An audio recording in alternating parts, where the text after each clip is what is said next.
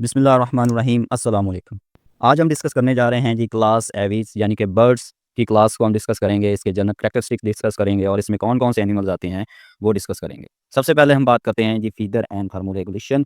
तो बर्ड्स आपको पता है बर्ड्स की बॉडी किसके साथ कवर होती है? फीदर के साथ कवर होती है और ये इसको क्या प्रोवाइड करते हैं? लिफ्ट प्रोवाइड करते हैं ताकि ये फ्लाई कर सकें और इसके साथ-साथ और क्या चीज़ एड इन स्टीयरिंग और साथ ही साथ ये अपनी डायरेक्शन को चेंज भी करते हैं बर्ड्स किसकी मदद से? फीदर की मदद से। और इसके साथ-साथ prevent heat and water loss और फीदर एक और भी काम करते हैं कि ये इनकी बॉडी से हीट और वाटर लॉस को भी रोकते हैं। बर्ड्स जो हैं ये एंडोथर्मी हैं, एंडोथर्मी का मतलब क्या है कि ये अपनी हीट खुद अपनी बॉडी के अंदर पैदा करते हैं। कैसे करते हैं? Obtain heat from cellular metabolism, जो इनकी बॉडी के अंदर सेलुलर रिएक्शंस हो रहे होते हैं, उनकी मदद से ये अपनी बॉडी के अंदर हीट पैदा करते हैं।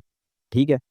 इसलिए इनको क्या कहते हैं? होमियोथर्मी। होमियोथर्मी का मतलब क्या है कि एनवायरनमेंट का टेम्परेचर जो भी है, लेकिन इन्होंने अपनी बॉडी का टेम्परेचर कांस्टेंट रखना है, ठीक है? इसको कहते हैं होमियोथर्मी। नेक्स्ट अगर हम बात करें इसकी बॉडी की, तो इसकी जो शेप है वो स्ट्रीमलाइन होती है। स्ट्रीमलाइन का मतलब क्या है कि ये लबूतरे होते हैं, आगे से ये चोंचदार होते हैं और पीछे से थोड़े से ये चौड़े होते हैं, यानी कि जिसको आप कहते हैं स्पिंडल शेप बॉडी इसकी होती है। अब ये स्पिंडल शेप बॉडी का फ़ायदा क्या है? ये रिड्यूस करती है एयर रेजिस्टेंस को, कि जब ये फ्लाई करें तो हवा इनके अगेंस्ट रेजिस्टेंस ना पैदा करे, इसलिए इनकी बॉडी स्ट्रीमलाइन होती है। इसके साथ-साथ इसके जो फोर लिम्ब हैं, वो मॉडिफाइड होकर क्या बने हुए होते हैं? विंग्स बने हुए होते हैं और फिर विंग्स आगे मॉडिफाइड होते हैं फ्लाइट के लिए, क्योंकि कुछ बर्ड जो हैं वो फ्लाई करते हैं, कुछ बर्ड फ्लाई नहीं करते। जो फ्लाई करते हैं उनके विंग्स मॉडिफाइड हो जाते हैं फॉर फ्लाइट, ठीक है? आगे इसकी जो बोन्स हैं उनके जो वेट होता है वो कम होता है, लाइट बोन्स होती हैं। उसकी वजह क्या है कि अगर बर्ड्स की बोन्स लाइट होगी तभी वो हवा के अंदर उड़ सकता है। अगर उनकी बोन हैवी होंगी तो वो उड़ ही नहीं सकेगा, क्योंकि उसका वज़न ही ज़्यादा हो जाएगा, ठीक है? इसके साथ-साथ लार्ज एयर स्पेसेस इसके बोन्स के अंदर होती है, ताकि large air space reduce skeletal weight, ताकि इनकी बॉडी का जो वेट है वो कम से कम रहे, ठीक है? नेक्स्ट अगर हम देखें इसकी beak, light beak replace teeth to reduce weight. अब यहाँ पे अगर इनके मुंह में तीत होते तो साफ ज़ाहिर है इनका वेट बढ़ना था, तो इसलिए फिर इन्होंने अपने आप को इस तरह से डेवलप किया कि अपने जो बीक है उसको मजबूत कर लिया और अपने मुंह के अंदर जो दांत थे उनको इन्होंने कम कर दिया और आहिस्ता आहिस्ता दांत बिल्कुल ख़त्म हो गए। उसकी वजह कि ये अपने बॉडी का वेट रिड्यूस कर सकें ताकि ईज़िली ये उड़ सकें। इसी के साथ-साथ इनकी बॉडी के अंदर एक कील होती है जिसको आप स्टर्नम कहते हैं। जिस तरह हमारे चेस्ट के दरमियान जो हड्डी होती है उसको हम स्टर्नम कहते हैं, इसी तरह बर्ड्स के दरमियान बॉडी चेस्ट के दरमियान जो हड्डी होती है उसको कील कहते हैं, ठीक है? इसका काम क्या होता है? Large bone for attachment of powerful flight muscle. अच्छा, अब ये जो बोन है, इसके साथ इसके जो विंग्स हैं, पावरफुल विंग्स जो फ्लाइट मसल वाले विंग्स हैं, वो इसके साथ अटैच होते हैं ताकि ये फ्लाई ईज़िली कर सके। यहाँ पे आप देखें तो आपको इनकी बीक को अगर हम देखें, तो बीक आप खुद देख सकते हैं कि जो इंसेक्ट और सीड ईटर होते हैं, उनकी बीक की शेप ऐसे होती है। जो इंसेक्ट ईटर होते हैं, उनकी बीक थोड़ी-सी पतली होती है, थिन होती है और जो सीड ईटर होते हैं, उनकी बीक थोड़ी-सी थिकर होती है और वाइडर होती है, ठीक है?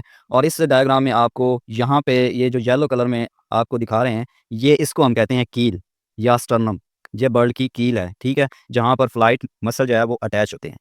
नेक्स्ट अगर हम इसके डाइजेस्टिव सिस्टम की बात करें, तो डाइजेस्टिव सिस्टम इसका स्टार्ट होता है जी एसोफेगस से। एसोफेगस फिर आगे चला जाता है क्रॉप के अंदर। क्रॉप क्या है? ये स्टोरज स्ट्रक्चर है एसोफेगस की फॉर रैपिड इंजेक्शन, ताकि क्योंकि ये जो बर्ड्स होते हैं ये जब खा रहे होते हैं तो ये स्पीड के साथ इंजेक्शन कर रहे होते हैं, यानी कि सीड खा रहे हैं या इंसेक्ट खा रहे हैं या कोई भी अपना शिकार खा रहे हैं, तो ये स्पीड के साथ खा रहे होते हैं, ना तो ये चबाते हैं, तो उसको पूरे का पूरा निगलते हैं। तो वो सारे का सारा कहाँ पे स्टोर होता है? क्रॉप के अंदर स्टोर होता है, ठीक है? गीज़र क्या है? गीज़र आगे क्रॉप के बाद शुरू होती है। जिस तरह जो काम हमारे दांत करते हैं वो काम गीज़र करती है। मस्कुलर ये स्टमक है और ये फूड को क्या करती है? क्रश करती है। जिस तरह हमारे मुंह के अंदर जो दांत हैं वो फूड को क्रश करते हैं, इसी तरह बर्ड्स के अंदर ये गीज़र होती है जो फूड को क्रश करती है, ठीक है? इसके बाद अगर आप देखें तो गीज़र के बाद इसका शुरू हो जाता है जी पैंक्रियाज़। आप देखें ये लिवर है इसका। आगे इसके बाद ये इसकी मिड गट है, यानी कि इसमें इंटेस्टाइन्स आ जाएगी और यहाँ पे ये इसकी हाइंड गट है, यहाँ पे इसका क्लोका है, ठीक है? नेक्स्ट अगर हम इसके सर्कुलेटरी सिस्टम की बात करें तो इसके बॉडी के अंदर 4 चैम्बर हार्ट होता है, यानी कि ऐसा हार्ट जिसके अंदर 4 खाने होते हैं और कंप्लीट सेपरेशन होती है एट्रिया और वेंट्रिकल की, यानी कि एट्रिया भी सेपरेट होते हैं कंप्लीट और वेंट्रिकल भी कंप्लीटली सेपरेट होते हैं। आगे इसके नर्वस सिस्टम की बात करें तो इसमें एडवांस विजन, यानी कि ये दूर से अपने शिकार को देख लेते हैं। अगर आपने कभी गौर किया है हॉक या ईगल को, तो वो इतनी दूर से अपने शिकार को देख लेता है, तो इसका मतलब क्या है कि इसमें एडवांस विजन है। इसका जो नर्वस सिस्टम इतना मॉडिफाइड है कि ये दूर से चीज़ों को देख सकते हैं। और देखने के साथ साथ इनकी सुनने की सलाहियत भी ज़्यादा होती है, क्योंकि ये शिकारी बर्ड ज़्यादातर शिकारी होते हैं, तो ये अपने प्रे प्रे को देखते हैं और फिर उसकी आवाज़ भी सुनकर उनके पीछे चले जाते हैं। तो इसका नर्वस सिस्टम इतना एडवांस डेवलप होता है। यहाँ पे आप इसका हार्ट देख लें तो ये इसका लेफ्ट एट्रियम है, ये इसका राइट एट्रियम है, ये इसका लेफ्ट वेंट्रिकल है और ये इसका राइट वेंट्रिकल है। तो इस तरह ये 4 चैम्बर हार्ट होता है इसकी बॉडी के अंदर। नेक्स्ट अगर हम इसकी बात करें रेस्पिरेटरी एडेप्टेशन की, तो इसके बॉडी के अंदर एक्सटर्नल नेरीज़ यानी कि जिसको आप नॉस्ट्रल्स कहते हैं, वो होते हैं। वो आगे ओपन होते हैं कहाँ पे? फेरेंक्स में, ठीक है?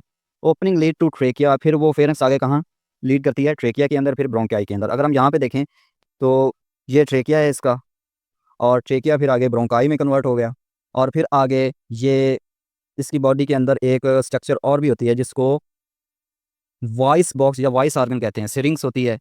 वॉइस ऑर्गन होता है at lower and trachea of, ये ट्रेकिया के अंदर, ठीक है। इसके बाद अगर हम इसकी एयर सैक्स की बात करें तो इसके लंग्स के साथ आप देखें ये बहुत सारी एयर सैक्स हैं। ये इसकी स्पीड को बढ़ाती हैं ताकि ये तेज़ी के साथ सांस ले सके। उनको हम क्या कहते हैं? पैरा ब्रोंकाई, यानी कि ब्रोंकाई आगे डिवाइड होता है पैरा ब्रोंकाई, और पैरा ब्रोंकाई के आगे ये सैक्स होती हैं, इसको हम क्या कहते हैं? Air sacs. ये आपको एयर सैक्स नज़र आ रही हैं। Complex system occupy body and bone connect to lungs. तो इनकी बॉडी काफ़ी ज़्यादा कॉम्प्लेक्स होती है और बहुत सारी बोन्स जो हैं वो इसको प्रोटेक्ट करती हैं, ठीक है। नेक्स्ट अगर हम इसकी बात करें रिप्रोडक्शन की, तो बर्ड्स के पास भी जो एग होता है वो एमनियोटिक एग होता है, यानी कि इनके एग के अंदर 4 एमनियोटिक मेम्ब्रेन होती हैं, एक्स्ट्रा एम्ब्रियोनिक मेम्ब्रेन होती हैं, और साथ ही साथ इसके एग के अंदर लार्ज यॉक होती है। अगर आप ये देखें, ये यॉक नज़र आ रही है, इसके अंदर एल्ब्यूमन भी होता है, और साथ ही साथ इसके जो एग के सराउंडिंग शेल है, लेदरी शेल होता है जो इस एग को प्रोटेक्ट करता है। अगर हम इसमें फर्टिलाइजेशन देखें तो बर्ड्स के अंदर फर्टिलाइजेशन इंटरनल होती है, यानी कि इसके अंदर मैटिंग होती है मेल और फीमेल की। मेल जो है वो स्पर्म फीमेल की बॉडी के अंदर इंजेक्ट करता है और वहाँ पर फर्टिलाइजेशन होती है, फिर ज़ाइगोट बनता है, फिर वो फीमेल एग को ले करती है ले करती है और फिर ये एग इनक्यूबेट होता है, और फिर इसकी डेवलपमेंट जो है एम्ब्रियो की डेवलपमेंट हो जाती है, एम्ब्रियो की डेवलपमेंट स्टार्ट हो जाती है, और फिर उसके बाद ये एग हैच करेगा तो इसमें से कंप्लीट इंडिविजुअल बाहर निकलेगा। इसके बाद अगर हम देखें, कुछ बर्ड्स होते हैं जो फ्लाइटलेस बर्ड्स हैं, जो नहीं उड़ सकते। उनमें से कौन से हैं? ऑस्ट्रिच है जो सबसे बड़ा परिंदा है दुनिया का। इसी तरह कीवी है, अगर आप ये देखें, ये कीवी है, ये रिया है, कैसोबरी है, ईमू है, ये सारे फ्लाइटलेस बर्ड्स हैं। इसी तरह फ्लाइंग बर्ड्स की बात करें तो इसमें पिजन आ जाता है, पैरट आ जाता है, क्रो, ईगल, रॉबिन। तो ये सारे बर्ड्स जो हैं, इसमें अगर मैं आपको ये स्ट्रक्चर दिखाऊं तो ये जो हैं ये फ्लाइटलेस बर्ड्स हैं, और ये जो बर्ड है ये फ्लाई करता है, ठीक है। ये था आज का हमारा टॉपिक, क्लास है अभी। उम्मीद है आपको इस लेक्चर की समझ आई होगी। अगर आपको ये लेक्चर समझ आया तो हमारी वीडियो को लाइक करें, हमारे चैनल को सब्सक्राइब करें और अपने दोस्तों के साथ इस वीडियो को शेयर करें।